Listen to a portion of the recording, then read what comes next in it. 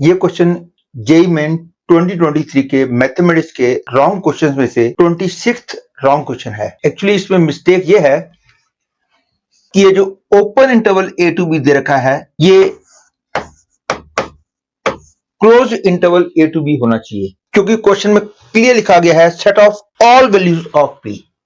ये all word is important क्योंकि set of all values of p बोला है और इसको कैलकुलेट करने पर पी का जो इंटरवल निकलता है वो एक क्लोज्ड इंटरवल निकलता है, जबकि एग्जामिनर ने यहाँ ओपन इंटरवल दे रखा है। यदि यहाँ पे क्लोज इंटरवल होता तो एनटीए वालों ने जो आंसर डिक्लेयर किया है वो करेक्ट हो जाता है, लेकिन क्योंकि एक्चुअल में ओपन इंटरवल दे रखा है hence the question will become wrong. तो मैं इस क्वेश्चन को करूंगा अंडर द सपोजिशन दैट यहाँ पे क्लोज इंटरवल दे रखा है। तो मैं अब क्वेश्चन कर रहा हूं under the supposition that यहाँ पे close interval है and the question says that let the point p comma p plus 1 lie inside the region E defined by set of all the points which satisfy these inequalities. If the set of all the values of p is the closed interval a to b, then b square plus b minus a square is equal to dash. You have to fill in the blank. पहले मैं वो points लगाऊंगा जो इस inequality को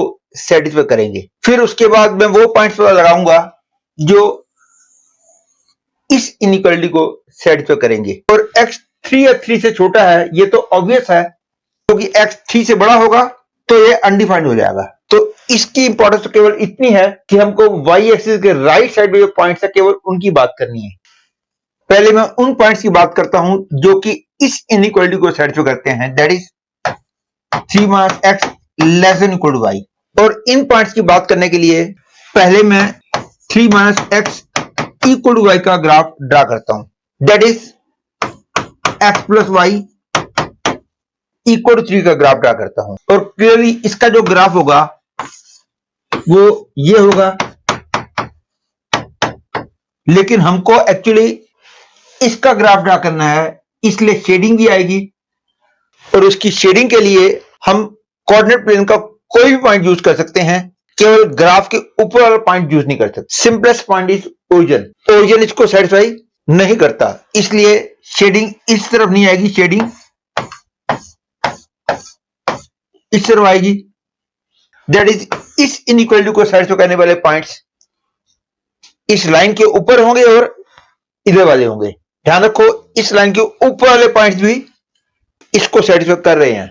अब मैं उन पॉइंट्स की बात करता हूं जो इस इनइक्वालिटी को सेटिस्फाई करते हैं। ये ध्यान रखना कि x 0 और 3 के बीच में है, इसलिए ये पक्का पॉजिटिव होगा, मतलब कि y जो है 0 या 0 से बड़ा ही होगा। ग्राफ ड्रा करने में मैं इस बात को ध्यान रखूंगा। अब मैं पहले इसका ग्राफ ड्रा करने जा रहा हूं, that is y is less than equal to under 9 minus x square. और उसका ग्राफ ड्रा करने के लिए मैं पहले y equal to 9 minus x square का ग्राफ ड्रा करता हूं। और उसका ग्राफ ड्रा करने के लिए मैं स्क्वायरिंग करता हूं, and this means x square plus y square equal to 9, and clearly this represent a complete circle. That is the graph of this is this. नीचे वाले पॉइंट्स के ग्राफ की equation y equal to -9 under minus x square है, और ऊपर वाले graph की equation y equal to under 9 minus x square है। तो क्योंकि y पॉजिटिव है इसलिए केवल ऊपर वाले पॉइंट्स की बात करेंगे, नीचे वाले पॉइंट्स को हम यूज नहीं करेंगे। And now after drawing the graph of this, क्योंकि हमने एक्चुअली इसका ग्राफ ड्रा करना था इसलिए शेडिंग भी आएगी, और शेडिंग अंदर आएगी कि बाहर आएगी इसको देखने के लिए कहीं का कोई भी पॉइंट यूज करके हम चेक कर सकते हैं। सबसे कन्वीनियंट पॉइंट है origin. Origin clearly satisfies this. इसका मतलब हो गया शेडिंग अंदर आएगी। अब मैं इस इनइक्वालिटी और इस इनइक्वालिटी का graph on the same coordinate plane draw करता हूं। इस इनइक्वालिटी का ग्राफ याद करो ये आया था, hence the graph of both of them on the same coordinate axis becomes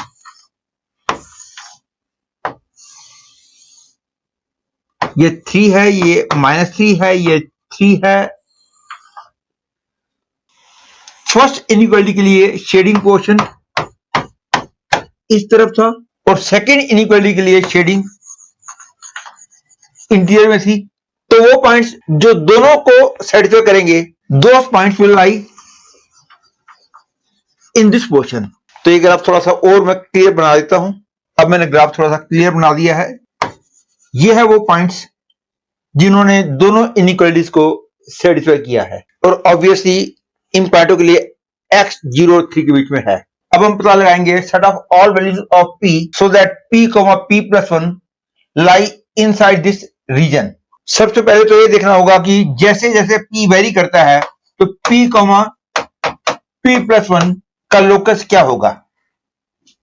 ये देखने के लिए आपको पता होगा कि जब भी हमको किसी लोकस की इक्वेशन निकालनी होती है तो पहले हम लोकस के ऊपर कोई एक पॉइंट को h, k मान लेते हैं, और उसके बाद with the help of given conditions in the question h और k में एक ऐसी इक्वेशन बनाते हैं जिसमें h और k के सिवा और कोई वेरिएबल नहीं होता।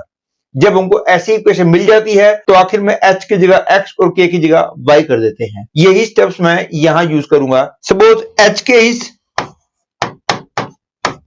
any point on the curve which has been found by taking different values of p. Therefore, h is equal to p and k is equal to p+1. To get the relation between h and k, I eliminate p from the two equations. That is, I get k equal to h+1. और क्योंकि हमको h और k में एक ऐसी equation मिल गई है जिसमें h और k के सिवा और कोई वेरिएबल नहीं है, तो आखिर में अब h को x करते हैं, k को y करते हैं, I get y equal to x+1. That is, I can say as p varies, this point will move on this line. That is, this is the line having slope 1 and y-intercept 1. That is, the graph of this line will be this. Here a point 1 होगा। तो जैसे जैसे p very करेगा, जो points मिलेंगे वो इस line पे मूव करेंगे। तो to find the set of values of p so that p, p+1 lie inside the region defined by E. This is the region defined by E. Clear है? इन पॉइंटों में से यहां पे x की वैल्यू लीस्ट होगी और यहां पे x की वैल्यू ग्रेटेस्ट होगी। मतलब यहां का x कोऑर्डिनेट जो है that will become the least value of p, यहां का x कोऑर्डिनेट जो है that will become the greatest value of p। तो to find this point I will solve this line and this line simultaneously, and to find the x coordinate of this point मेरे को इस circle को और इस line को simultaneously solve करना होगा। Hence, for finding this point, I solve the equation x plus y equal to 3 and y equal to x plus 1 simultaneously. I get the value of x as 1. और अब इस point का x coordinate निकालने के लिए मैं इस line को और y equal to √9 minus x square इस इक्वेशन को साइमल्टेनियसली सॉल्व करता हूं। टू सॉल्व इट, यहां से y की वैल्यू निकाल के इस पर रखता हूं और स्क्वेयरिंग करता हूं, तो I get x+1 whole square equal to 9 minus x square, that is I get 2x square plus 2x minus 8 equal 0, that is I get x square plus x minus 4 equal 0, that is x equal to -1 plus minus under root 1 plus 16/2। लेकिन यहां का x coordinate क्योंकि positive होगा इसलिए हम x की value लेंगे -1 plus under root 17/2। Hence I conclude that least value of p becomes 1 and greatest value of p becomes -1 plus under root 17/2। That is, I can say a is equal to 1 and b equal to -1 plus under root 17/2। और क्योंकि set of all values of p में 1 और -1 plus √17/2 दोनों आए हैं, that is I can say the set of all values of p will be A close interval. इसलिए मैंने question में शुरू में बोला था कि क्वेश्चन गलत है क्योंकि क्वेश्चन में उन्होंने ओपन इंटरवल दे दिया था। And once we have got the value of a and b, for putting the value of a and b here, पहले मैं इसको थोड़ा सा बेटर फॉर्म में लिख लेता हूं। That is I will write it as b into b+1 minus a square, and this becomes -1 plus √17/2 into 1 plus under root 17/2 minus 1. That is, this is equal to 17 minus 1 by 4. That is 4 minus 1. That is 3. Hence, answer to this question is 3.